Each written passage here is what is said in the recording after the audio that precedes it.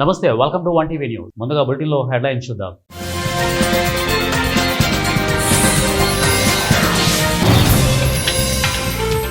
తల్లిదండ్రులను వేధిస్తే సహించం, పెద్దదోర్నాల ఎస్ఐ మహేష్.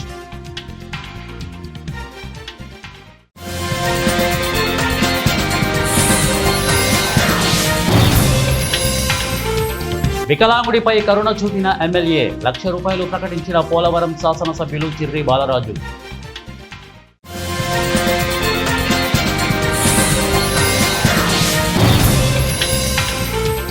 యువతకు ఉపాధి కల్పించడమే ప్రభుత్వ లక్ష్యం, గుంటూరు ఎమ్మెల్యే గల్లా మాధవి.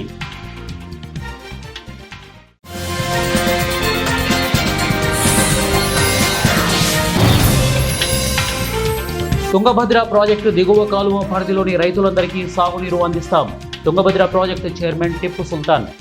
బులెటిన్లో డీటెయిల్స్ చూద్దాం. భద్రాద్రి కొత్తగూడెం జిల్లా అశ్వారావుపేట నియోజకవర్గంలో పర్యటించిన రాష్ట్ర రెవెన్యూ శాఖ మంత్రి పొంగులేటి శ్రీనివాసరెడ్డి, స్థానిక ఎమ్మెల్యే జారే ఆదినారాయణ పలు అభివృద్ధి కార్యక్రమాల్లో పాల్గొన్నారు. దమ్మాపేట మండలం మందలపల్లి గిరిజన బాలుర జూనియర్ కళాశాలలో ఏర్పాటు చేసిన ఇందిరా మహిళా శక్తి సంబరాలకు నియోజకవర్గంలోని 5 మండలాల నుంచి వచ్చిన లబ్ధిదారులకు 2,50,00,000 విలువైన వడ్డీ లేని రుణాల చెక్కులను అందజేశారు. ఇందిరా మహిళా శక్తితో గ్రామీణ మహిళల ఆత్మవిశ్వాసం పెంపొందించడంతో పాటు వారి సామాజిక ఆర్థిక స్థితిగతులు బలోపేతానికి దోహదపడుతుందని మంత్రి అన్నారు. ఇక డ్వాక్రా మహిళా సాంస్కృతిక ప్రదర్శనలు, ఆటల పోటీలలో విజేతలకు మంత్రి పొంగులేటి, ఎమ్మెల్యే జారే ఆదినారాయణ బహుమతులు ప్రదానం చేశారు.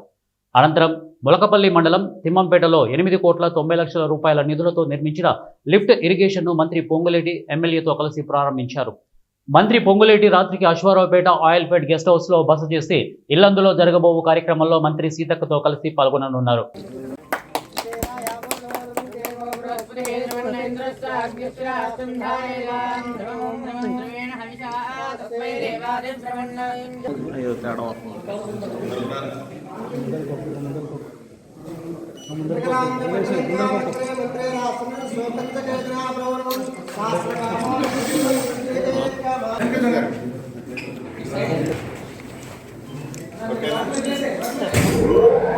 తెలంగాణ ప్రభుత్వం చేపట్టిన హరితాహారం కార్యక్రమంలో భాగంగా జయశంకర్ భూపాలపల్లి ఎస్పీ ఆదేశాల మేరకు మహదేవ్పూర్ పోలీస్ స్టేషన్లో మహదేవ్పూర్ సిఐ రామచంద్రరావు ఆధ్వర్యంలో పోలీస్ స్టేషన్ ఆవరణలో వన మహోత్సవ కార్యక్రమం ఘనంగా నిర్వహించారు. ముందుగా సిఐ, ఎస్ఐ సిబ్బందితో కలిసి మొక్కలు నాటారు.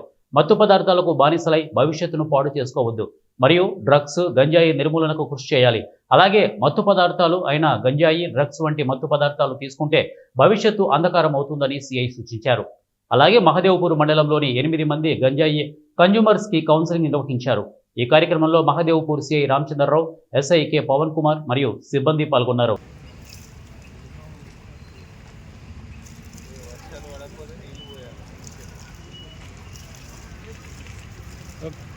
జయశంకర్ భూపాలపల్లి జిల్లా రేగొండ పాండవలగుట్ట వద్ద ఈ నెల 10న జరిగిన భూపాలపల్లి మండలం కొంపల్లి గ్రామానికి చెందిన రవి హత్య కేసులో 6 నిందితులను అరెస్టు చేసి రిమాండ్కు తరలించినట్లు భూపాలపల్లి డీఎస్పీ సంపత్రావు మీడియా సమావేశంలో తెలిపారు.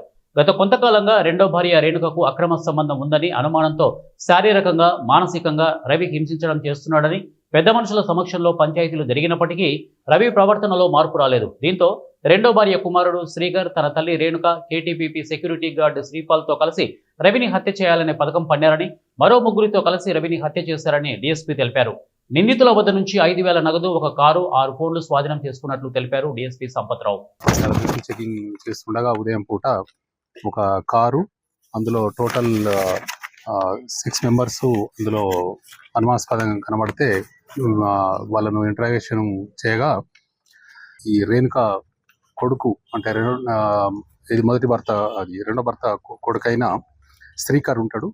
ఈ శ్రీకరును ఈ తర్వాత వీళ్ళ తల్లి రేణుక, తర్వాత ఎవరైతే అనుమానం పడతాడో ఈ శ్రీపాల్, వీళ్ళు 3 కలిసి ఎట్టి పరిస్థితుల ఈ పర్షర్ రవిని చంపాలని నిర్ణయించుకొని దానికి ఏదైతే ఫైనాన్షియల్గా ఎయిడ్ 1,50,000 వరకు ఈ శ్రీపాలు, కాగిత శ్రీపాలు నేను సపోర్ట్ చేస్తా అని చెప్పి అతను చెప్తే, ఇతను ఎవరైతే ఇతని కొడుకున్నాడు కదా శ్రీకర్ అని చెప్పి, ఆ శ్రీకరు తనకు పరిచయమైన ఈ బొమ్మకంటి ఉదయ్ చంద్ర అని చెప్పి అతను ఎవరంటే దమ్మన్నపేట, కానీ ఇప్పుడు వరంగల్లో కార్ డ్రైవర్గా పనిచేస్తున్నాడు. అతను చెప్తే అతను అగ్రి అయ్యాడు. అతను ఏం చేసినాడు, బొమ్మకంటి ఉదయ్ చందరు ఈ దమ్మనపేటకు సంబంధించిన పసుల సందీపు, ములుగురి నరేష్ వీళ్ళిద్దరిని కూడా అతను మాట్లాడుకొని ఇట్లా పలాని హత్య చేయాల్సి ఉంటుంది మాట్లాడుకుంటే వీళ్ళందరినీ కూడా ఈ మన పాతపల్లి శ్రీకర్ చనిపోయిన కొడుకు వీళ్ళందరినీ వీళ్ళ తల్లికును ఈ శ్రీపాల్కు పరిచయం చేస్తే వీళ్ళందరూ కూడా ఒప్పుకున్నారు. ఇందులో భాగంగా ఈ శ్రీపాల్ కూడా అమౌంట్ను ఒక 50,000 రూపాయల వరకు కూడా అమౌంట్ను ట్రాన్స్ఫర్ 25,000 రూపాయలు ట్రాన్స్ఫర్ చేయడం జరిగింది దఫాలుగా. ఎవరికి ఈ ఉదయ్ చందర్కు.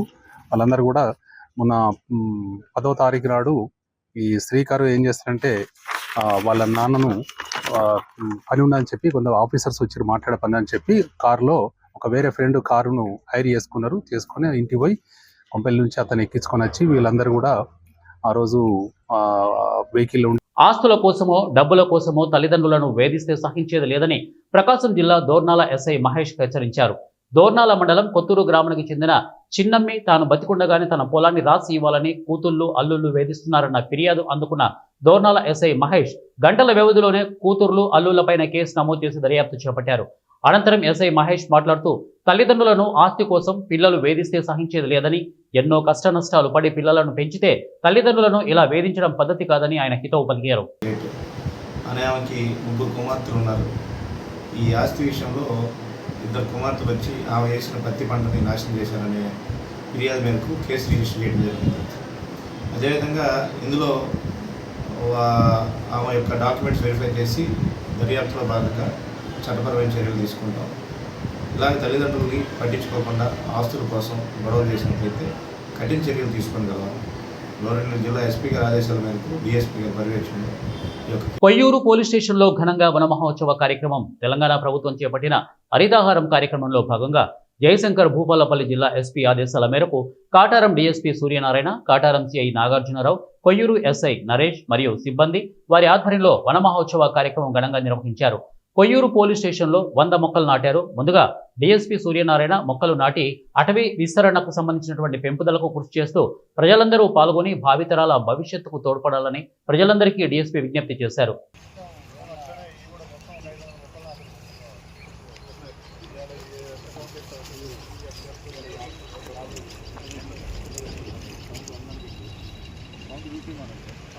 మంగళగిరిలో జరిగిన జనవాణి కార్యక్రమంలో ఓ వికలాంగుడి ఆవేదనకు స్పందించిన పోలవరం శాసనసభ్యులు చిర్రి బాలరాజు మానవత్వాన్ని చాటుకున్నారు.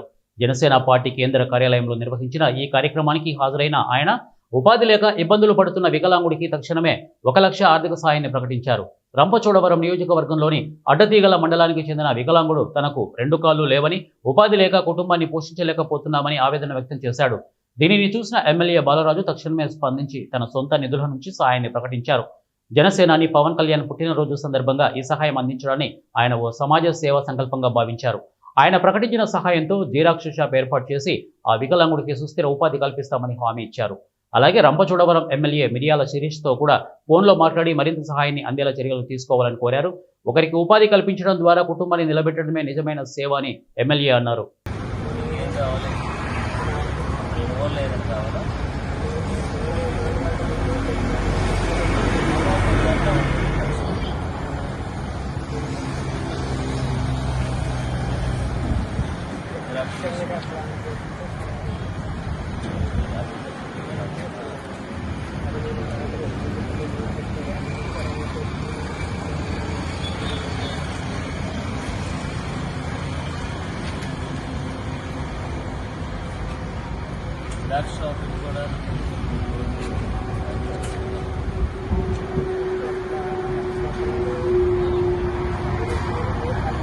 ముఖ్యమంత్రి చంద్రబాబు నాయుడు, మంత్రి లోకేష్ సహకారంతో అమరావతిలో అమరజీవి పొట్టి శ్రీరాములు మెమోరియల్ ట్రస్టుకు స్థలం కేటాయించడం పట్ల బద్వేలు పట్టణంలోని Andhra Pradesh Arya Vysya welfare and development corporation state director Paritala Venkata Subbaiah ఆధ్వర్యంలో పొట్టి శ్రీరాములు కాంస్య విగ్రహానికి పూలమాలలు వేసి ఘనంగా నివాళులర్పించారు.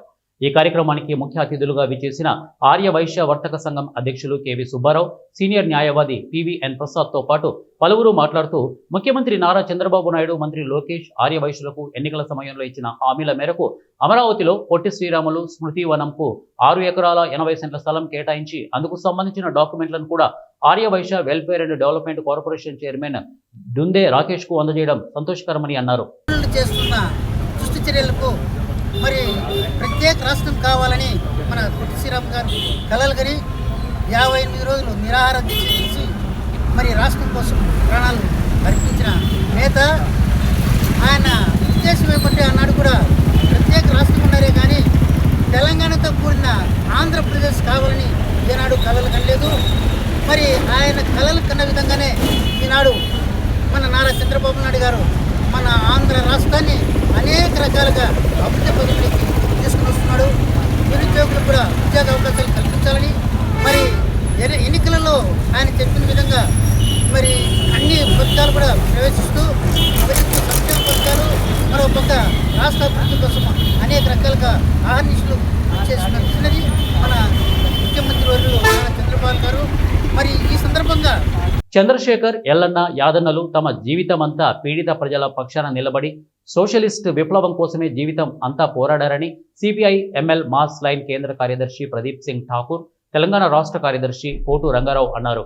కామ్రేడ్ రాయల్ చంద్రశేఖర్ మొదటి వర్ధంతి సభ సందర్భంగా ఇల్లందు పట్టణం జేజే కాలనీలో ఏర్పాటు చేసిన స్మారక స్తూపం వద్ద నివాళులు అర్పించి ప్రభుత్వ వైద్యశాల, జగదాంబ సెంటర్, పాత బస్టాండ్ సెంటర్ నుండి చంద్ర కృష్ణమూర్తి ట్రస్ట్ భవనం వరకు వారు ర్యాలీగా వచ్చి ట్రస్ట్ భవనం కార్యాలయం ప్రాంగణంలో ఏర్పాటు చేసిన రాయల చంద్రశేఖర్, దళనేత ఎల్లన్న, గండి యాదన్నలు స్మారక స్తూపాన్ని ఆవిష్కరించి వర్ధంతి సభ నిర్వహించారు. కామ్రేడ్ చంద్రశేఖర్ జీవితంపై ముద్రించిన పుస్తకం ఆవిష్కరించారు. చంద్ర కృష్ణమూర్తి ట్రస్ట్ భవన్లో చంద్రశేఖర్ మీటింగ్ హాల్ను ప్రారంభించడం జరిగింది. అనంతరం జరిగిన సభలో వారు పాల్గొని మాట్లాడారు. ఈ కార్యక్రమానికి సిపిఎంఎల్ మాస్ లైన్ రాష్ట్ర నాయకురాలు చంద్ర అరుణ అధ్యక్షత వహించారు. సిపిఎంఎల్ మాస్ లైన్ రాష్ట్ర నాయకులు మాజీ ఎమ్మెల్యే గుమ్మడి నరసయ్య, రమక్క, కేజీ రామచందర్, చిన్న చంద్రన్న తదితరులు ఈ కార్యక్రమంలో పాల్గొన్నారు.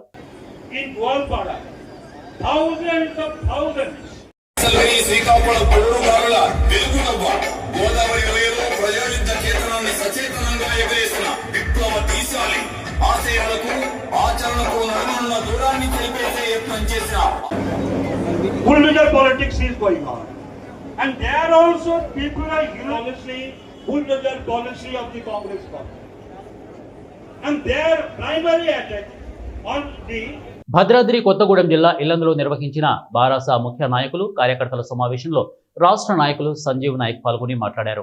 ఉమ్మడి ఖమ్మం జిల్లాలో 3 మంత్రులు ప్రజల సమస్యలు పరిష్కరించడానికి ఉన్నారా, ప్రజలను విచ్ఛిన్నం చేసేందుకు ఉన్నారా అని ప్రశ్నించారు. ప్రజా సమస్యలను వారు పట్టించుకోరా అని ప్రశ్నించారు. సీతారామ ప్రాజెక్టు ద్వారా ఉమ్మడి ఖమ్మం జిల్లాలో సస్యశ్యామలం చేయాలని బారాస అనేక కార్యక్రమాలు నిర్వహిస్తోందని, ఇల్లందు నియోజకవర్గానికి సాగునీరు అందించే వరకు బారాస కృషి చేస్తోందని, పోరాటాలు చేస్తామని తెలిపారు.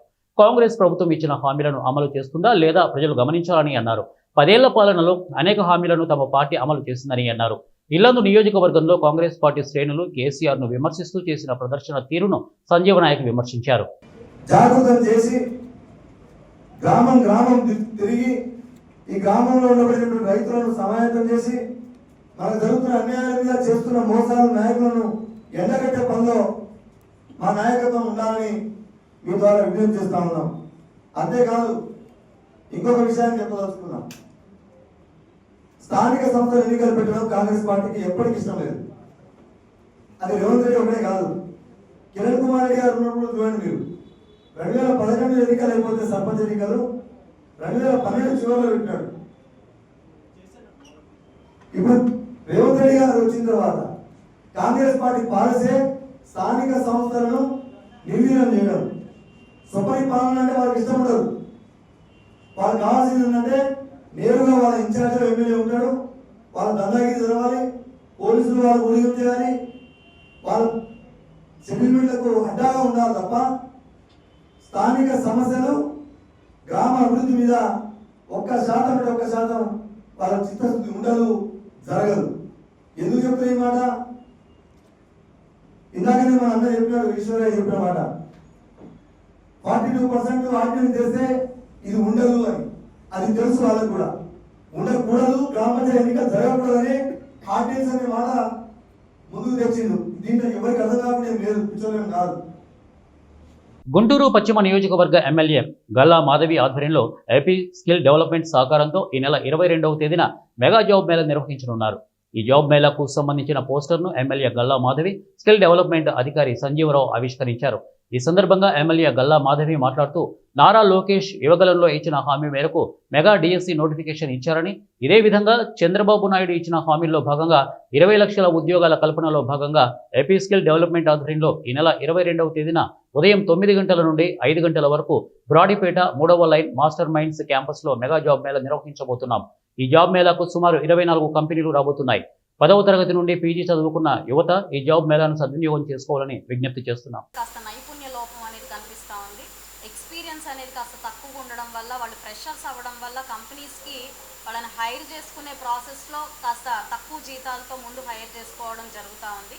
మరి మనకి వీళ్ళు కూడా అంటే యువత కూడా ఖాళీగా ఉండే కంటే కనీసం మనం ఎవరి మీద ఆధారపడకుండా మన పాకెట్ మనీకైనా వస్తాయి, ఒక సంవత్సరం పాటు చేస్తే మనకి ఎక్స్పీరియన్స్ వస్తుందనే ఒక ఆలోచన ధోరణితో జాయిన్ అయితే చాలా బాగుంటుంది. ఒక ఇంటర్న్షిప్ చేస్తున్నాము అనే ఒక ఆలోచన దృక్పథంతో మనకి జాయిన్ అయితే బాగుంటుంది. ఆ 1 ఇయర్లో వాళ్ళు సంపాదించుకునే ఎక్స్పీరియన్స్ అనేది వాళ్ళకి మంచి మంచి కంపెనీల్లో వాళ్ళకి అవకాశం ఉంటుంది. వాళ్ళు ముందే అంటే ఖాళీగా ఉండే కంటే ఎందులో ఒక దాంట్లో మనం వర్క్ చేస్తూ ఉంటే ఆ వచ్చే రీచబిలిటీ వేరు, వాళ్ళకి వచ్చే ఎక్స్పీరియన్స్ వేరు, ఆ పిఆర్ వేరు. కాబట్టి కంపల్సరీగా జీతాల గురించి లేదంటే ఈ శాలరీస్ని బేస్ చేసుకొని కాకుండా వర్క్ ఎక్స్పీరియన్స్ మీద బేస్ చేసుకొని యువత అందరూ ముందుకు రావాల్సిందిగా కోరుకుంటున్నాను. ఇప్పటికే రిజిస్ట్రేషన్స్ ఓపెన్ అయి ఉన్నాయి.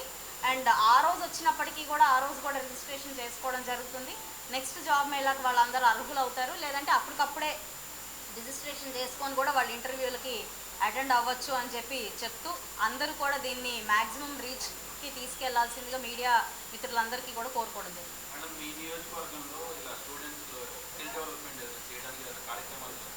అవునండి, ఇప్పుడు మనకి ఎవరైతే పిల్లలు దేంట్లో నైపుణ్యం తక్కువగా ఉందో వాళ్ళందరినీ గమనించి వాళ్ళకి స్కిల్ డెవలప్మెంట్ ప్రోగ్రాంలు కూడా ఏర్పాటు చేస్తూ ఉన్నాము. మనకి పాలిటెక్నిక్ కాలేజ్లో ఆల్రెడీ మనం ప్లేస్ చూడడం జరిగింది. ఈ ఐటీఐ మీద ఇంకా అదర్ సెగ్మెంట్స్ మీద మనకి సాఫ్ట్వేర్లో కోడింగ్ మీద ఇట్లాంటి కొన్ని సెగ్మెంట్స్ని తీసుకొని ఎక్కువ దేని మీద డిమాండ్ ఉందో దాని మీద కాన్సన్ట్రేట్ చేసి స్కిల్ మీద కూడా కాన్సన్ట్రేట్ చేసి వాళ్ళకి ఈ స్కిల్ డెవలప్మెంట్ ప్రోగ్రామ్ని కూడా త్వరలో స్టార్ట్ చేయబోతున్నాం.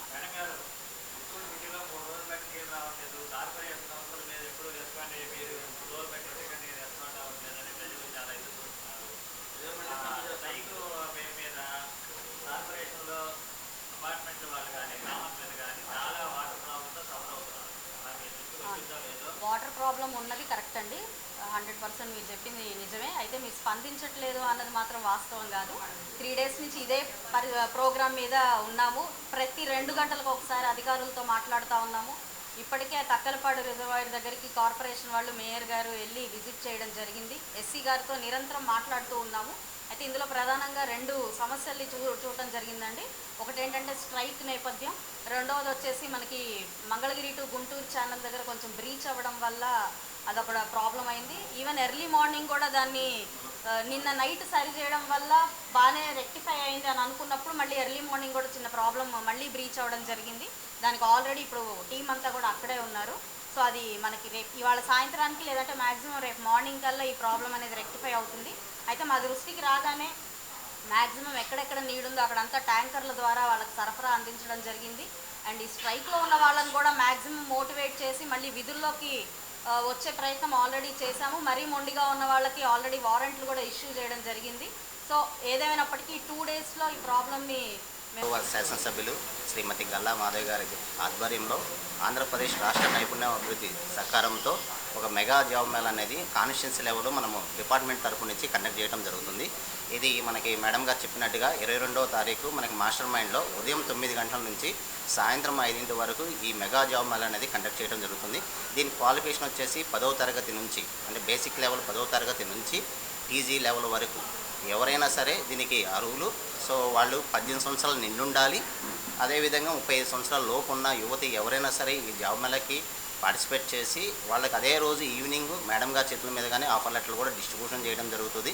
సో దీనిలోకి వచ్చేసి మనకి ఈ డిఫరెంట్ కంపెనీస్ అన్నీ వచ్చినాయండి. 10th నుంచి మార్కెటింగ్ కావచ్చు, ఫార్మసీ కంపెనీస్ కావచ్చు, బ్యాంకింగ్ సెక్టర్ కావచ్చు, ఇలా అన్ని రకాలని అన్ని వింగుల్ని కలుపుకొని మనం చేస్తున్నాం. దీని యొక్క ముఖ్య ఉద్దేశం ఏంటంటే మన గౌరవ చీఫ్ మినిస్టర్ గారి ఆదేశాల అనుసారము మనం 20 లక్షల ఉద్యోగాలు ఏదైతే ఇవ్వాలనుకున్నామో గవర్నమెంట్ నుంచి ఇదొక విధంగా మనకి డైరెక్ట్ ప్లేస్మెంట్ చేయాలనే ఉద్దేశంతో గౌరవ శాసనసభ్యుల వారి ఆధ్వర్యంలో నిర్వహించమని ప్రభుత్వం నుంచి ఆదేశాలు వచ్చున్నాయి. అందులో భాగంగా మనం గౌరవ శాసనసభ్యుల వారి ఆధ్వర్యంలో ఈ మెగా జాబ్ మేళా అనేది కండక్ట్ చేయడం జరుగుతుంది. సో దయచేసి పత్రికా మీడియాలందరికీ మా రిక్వెస్ట్ ఏంటంటే పబ్లిక్ ఎక్కువ సపోర్ట్ అందిస్తే మనం యూత్కి మంచిగా మనం సర్వీస్ అందించిన వాళ్ళంతా కాబట్టి ప్రతి యువతకి ఇది అందే విధంగా మీ అందరి సహకారం కూడా కోరుచున్నాము. నెల్లూరు జిల్లా అనంతసాగరంలో యూరియా కోసం రైతులు రోడ్డెక్కారు. ఉదయం 11 గంటలైన అనంతసాగరం సొసైటీ కార్యాలయం తెరవకపోవడంతో రైతులందరూ నడి రోడ్డుపై బైఠాయించి ఆందోళన చేశారు.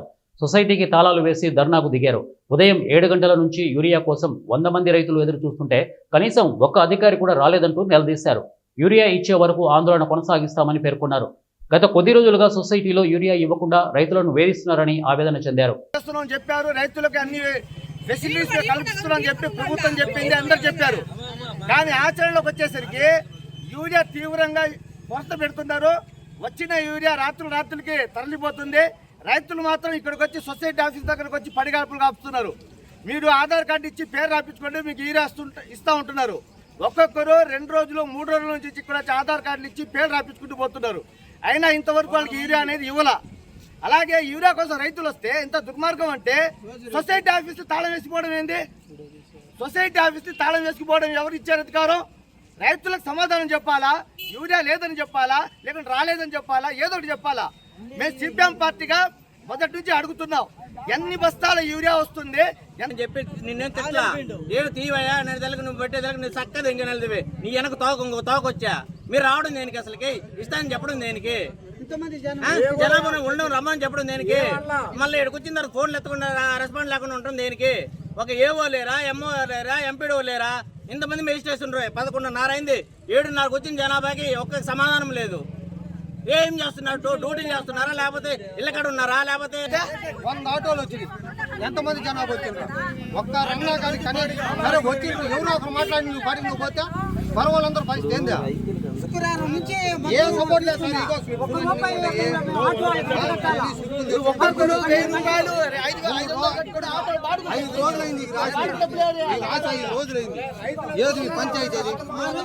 కర్నూలు జిల్లా మంత్రాలయం రైతులందరికీ సాగునీరు అందిస్తాం. తుంగభద్ర ప్రాజెక్టు చైర్మన్ టిప్పు సుల్తాన్ తుంగభద్ర దిగువ కాలువ పరిధిలోని రైతులందరికీ సాగునీరు అందిస్తామని తుంగభద్ర ప్రాజెక్టు చైర్మన్ టిప్పు సుల్తాన్ తెలిపారు. ఇక బుధవారం తుంగభద్ర దిగువ కాలువలో నీరు పూజలు నిర్వహిస్తున్న నాయకులు, అధికారులు ఆంధ్ర సరిహద్దులోకి చేరుకోవడంతో ఇక ఎల్ఎల్సి అధికారులు డి మహమ్మద్ సఫీవుల్లా, అలాగే డిఎస్ మాధవరెడ్డి, సూపరింటెండెంట్ ఉషారాణి, సాగునీటి సంఘం అధ్యక్షుల రంగస్వామి, ఇక ఎల్ఎల్సి జేఈ ఈశ్వర్ అధికారులతో కలిసి పూజలు నిర్వహించి జలహారతి ఇచ్చారు. ఈ సందర్భంగా టిప్పు సుల్తాన్ మాట్లాడారు. చివరి ఆయకట్టు రైతులకు సాగునీరు అందించడమే కూటమి ప్రభుత్వ లక్ష్యమని వారన్నారు. ఇక తుంగభద్ర దిగువ కాలువనందు రైతులందరూ మంచి పంటలు పండించాలని కోరారు. రైతులు ఆర్థికంగా అభివృద్ధి చెందితే అన్ని రంగాలు అభివృద్ధి చెందుతాయని తెలిపారు. రైతులకు ప్రభుత్వ సహాయ సహకారాలు ఎల్లప్పుడూ ఉంటాయని అన్నారు. ఇక టీడీపీ నాయకులు మారేవ దొడ్డన్న గౌడ్, అలాగే కరిబసప్ప తదితరులు ఈ కార్యక్రమంలో పాల్గొన్నారు. జయమంగళం సాంబ జయ నమ పార్వతీపతి హర హర మహాదేవ శ్రీ గంగా మాతా కీ జయమంగళం జయ నమ పార్వతీపతి హర హర మహాదేవ.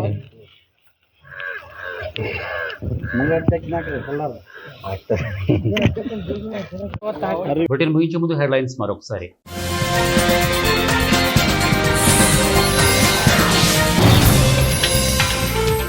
తల్లిదండ్రులను వేధిస్తే సహించం, పెద్ద దోర్నాల ఎస్ఐ మహేష్.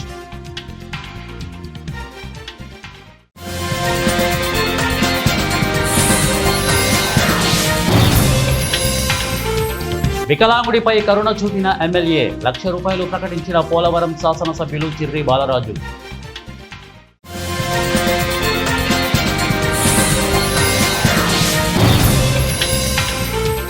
యువతకు ఉపాధి కల్పించడమే ప్రభుత్వ లక్ష్యం, గుంటూరు ఎమ్మెల్యే గల్లా మాధవి.